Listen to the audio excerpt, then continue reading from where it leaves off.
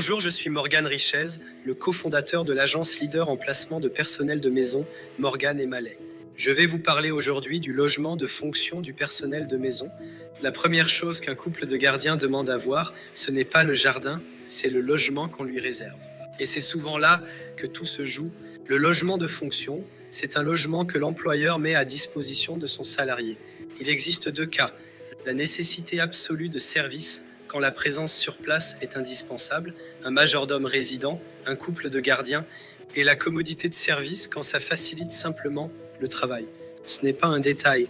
Et cette distinction change le calcul des charges, la fiscalité et les droits du salarié quand le contrat s'arrête. L'erreur que je vois le plus souvent, un accord verbal. On vous loge, c'est entendu, ça ne suffit pas. Si le logement n'est pas écrit dans le contrat, un tribunal peut le requalifier en bail d'habitation avec toutes les protections locatives pour le salarié. Mettez tout noir sur blanc, la nature du logement, les charges, la valeur de l'avantage en nature et les conditions de restitution. Au-delà du droit, il y a la confiance.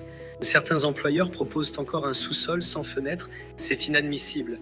La durée moyenne d'un salarié dans une maison est passée de 20 ans à environ 3 ans. Le logement pèse lourd dans ce chiffre.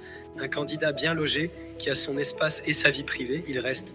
Mal logé, il part au bout de 6 mois pour conclure un bon logement. C'est votre meilleur investissement pour fidéliser votre personnel. Chez Morgane & Mallet, on accompagne chaque placement jusqu'au contrat.